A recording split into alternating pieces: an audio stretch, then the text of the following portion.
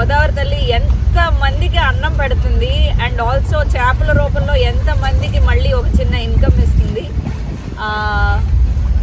ఈ గోదావరి నీళ్లు కూడా చాలా తీగా ఉంటాయి తెలుసా. ఈ గోదావరిలో ఉండే చేపలు కూడా ఒక రకమైన టేస్ట్ ఉంటాయి తెలుసా. పరమ పవిత్రమైన గోదావరి నది మీద ఆ విధంగా ఒక చిన్న విహారయాత్ర. వెనకాల దేవుడి గుళ్ళు కనబడుతున్నాయి కదా, ఒకసారి దండం పెట్టేసుకోండి అమ్మా. ఓం నమ శివాయ, హర హర మహాదేవ, శంభో శంకర.